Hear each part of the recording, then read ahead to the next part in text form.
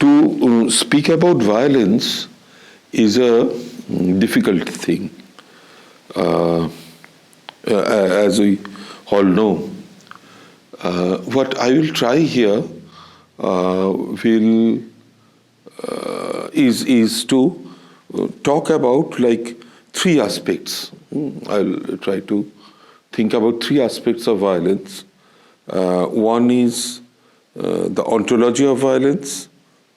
Another is the ethics and politics of violence.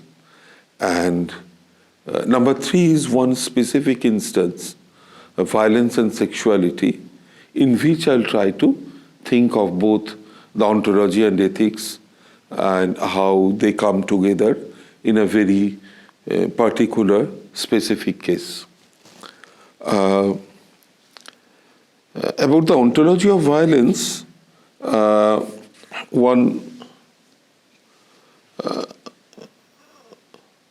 has to think of the violence in being, the violence in one's being, the violence, and the being of violence, definitely. The violence in one's being and the being of violence. So we can think about it like from two opposing angles. We can access the question. One is to think of the notion of being. Definitely, we will not go here into the details of the whole philosophical debate on the question of being, but we can think about what one may say violence in the structure of being. That is, whether being itself engenders violence, whether being, the question of being, as in say Heidegger, when one thinks of being with a capital B as against small beings, of the being of every place in the universe, everything in the universe. So if one thinks of that being, if one thinks of isness itself, is there violence in isness? But let me just, before going into this large question, let me clarify one thing. That is,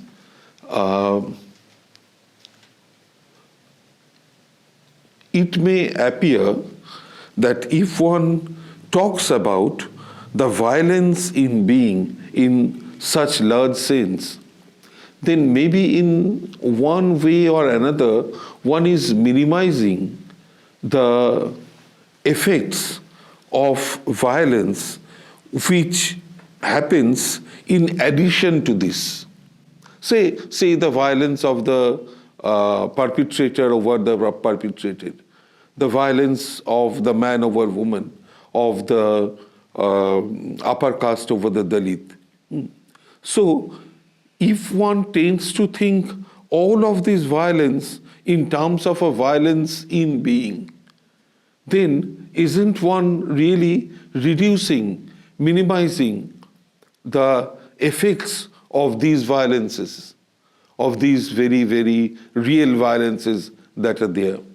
So let us at the outset be very clear that the necessity to work against these violence, these instances of violence that happen in the everyday, that happen in the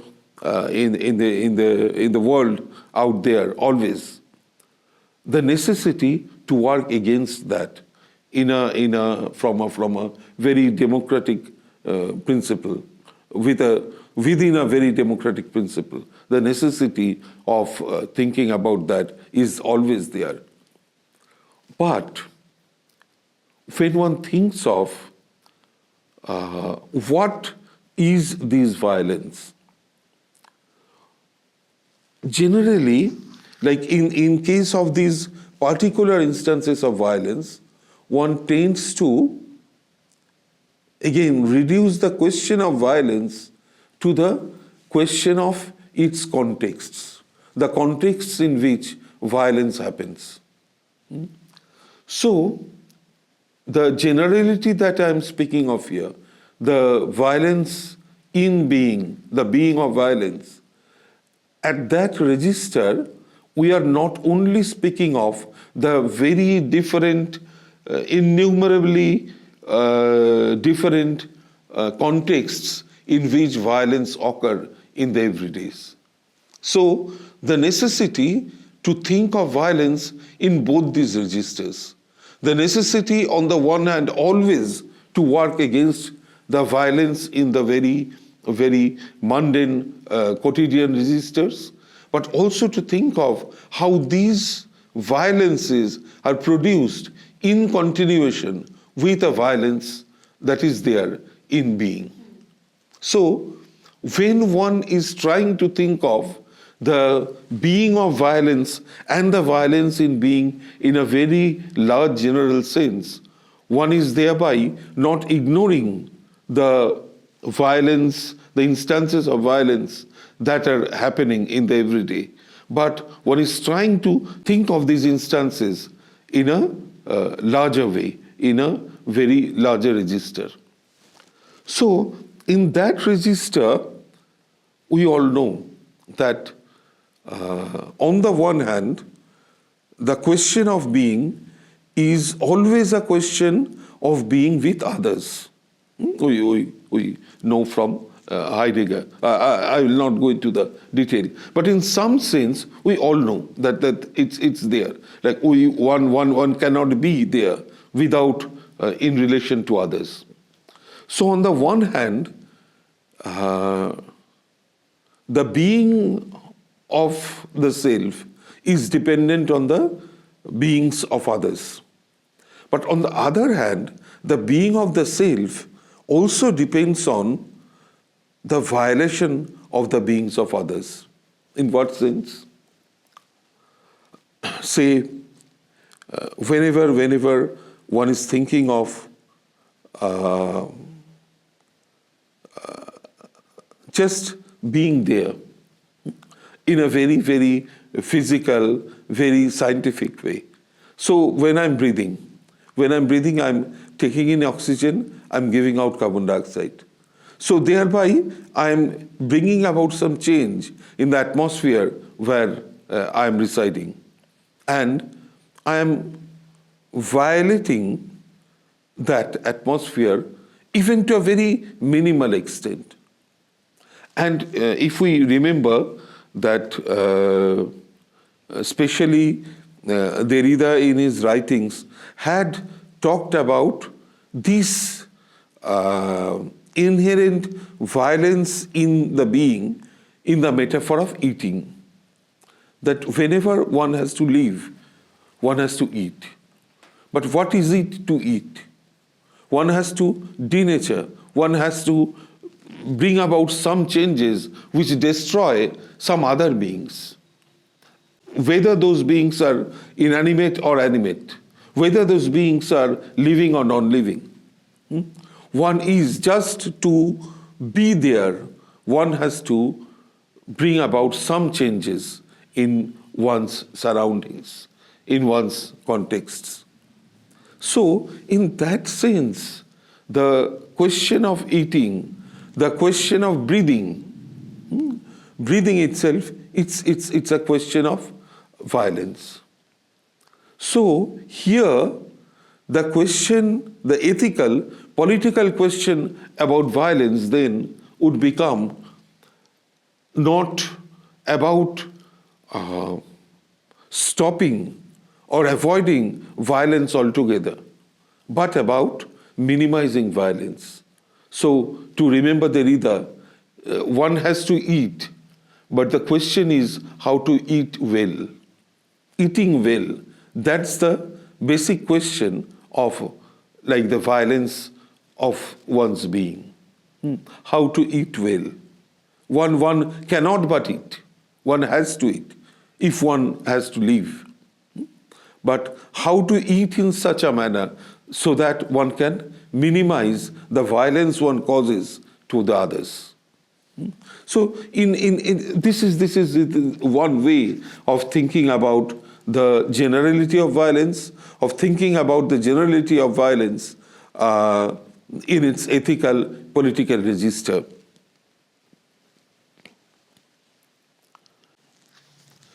And very interesting, one also has to remember here that the question of violence with respect to being is not only a question of this minimizing of violence in the sense of the minimizing of violence which the self causes to the other, but also minimizing of violence which like the others causes to others. And in that sense, violence itself becomes somewhat necessary, but also violence always here has to be oriented towards non-violence. So, like what appears to be a paradox, what appears to be just a slate of logic, the war to end all wars. But the inherent logic in that is to have a certain notion of violence even for non-violence. So, again, the question becomes not how to stop eating, but how to eat well. So that becomes the paramount question in the question of violence. But be very clear, it's not to say that thereby one is thinking of the violence done by the man to woman, the upper caste to Dalit, the colonizer to colonized, as this kind of violence. No. These instances of violence are instances which has a certain continuity with, has a certain like flowing from the originary violence, but they are not the same as that originary violence. These are instances which one has to work against. But while working against that, one always has to remember the violence thereby one is instituting on the others and on the self itself.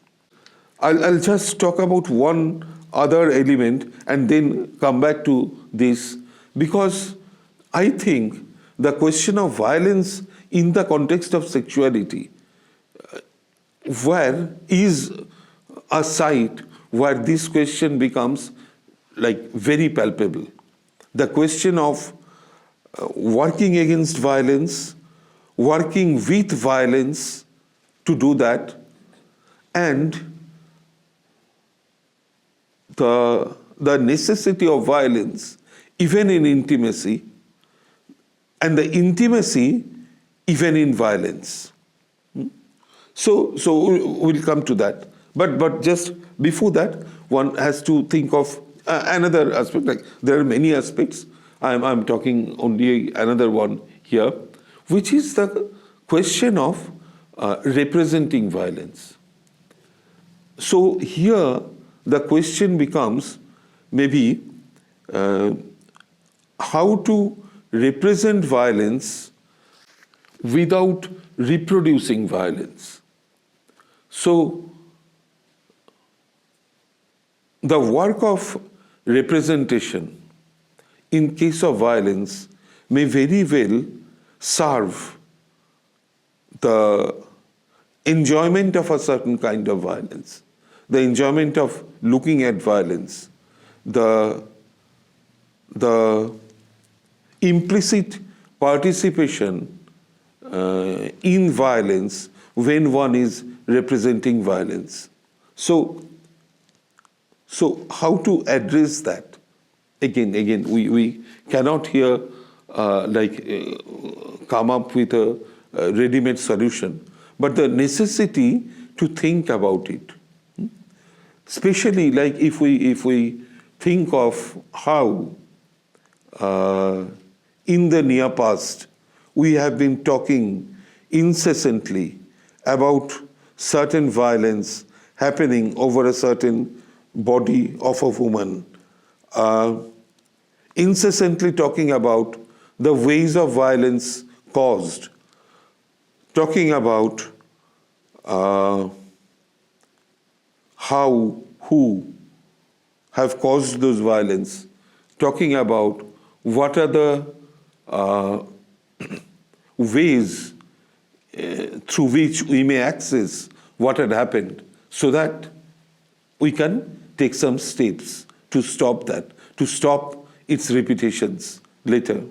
But again, the necessity to remember, the necessity to be aware of the problem of this constant reiteration, how the representations, the reiterations, they in some ways also repeat the violence, even if the violence, the perpetrated is not there. So it's not about whether, we know that is very real and one has to address that. We know, like in cases of sexual violence, when like it has to be represented again and again in the legal domain. But that is a separate thing. What I'm talking of is any representation, the way it has to work within a structure of repetition. So, just to remember again and again that to keep in mind, to interrogate this structure of repetition is not a call to avoid repetition, but to keep in mind always in these repetitions the pleasures of a certain violence being repeated along with that. So, if, like keeping this in mind, we think of a certain relationship of violence to sexuality, we all know, and there is a huge literature on it from various angles, from psychoanalysis, from phenomenology, from like analytic philosophy itself, from sociology, anthropology, about how the notion of sexuality itself is implicated in a certain kind of violence, and how and whether that kind of violence, one can work against that kind of violence while one is moving through the sexual. We know that the heterosexist reproductive kind of sexuality is very much implicated in this, and the necessity to go beyond that, to think beyond that, the necessity to think sexuality. So, which may again minimize the violence implicit therein. And to say it's maybe the same question, to go back to the same question of eating well. So what is having a good sex? To think that, to think whether one can have a good sex in a non-heterosexist matrix. Beyond that, So, in a way, we come back to where we began. The questions of being, questions of beings, questions of violence implicit in beings, and the necessity to be and yet to eat well. There is a tendency among academics, performers, intellectuals to address the question of violence and sexuality through enjoyment. Like as if to open up enjoyment, the domain of enjoyment to the people for whom this domain had been closed. So through that, the whole question of violence and sexuality may be addressed. So it's not that this is wrong, completely wrong. Definitely, there is a structural inversion operating here. So to open up a space which has been violent to certain persons, to open up that space to those persons as a space of enjoyment, definitely that has a very interesting effect. But one should, like I think one has to here also interrogate the notion of enjoyment itself. Whether the notion of enjoyment itself carries a certain kind of violence. And this becomes very clear when one thinks of, say, as we were talking about, the heterosexist kind of enjoyment.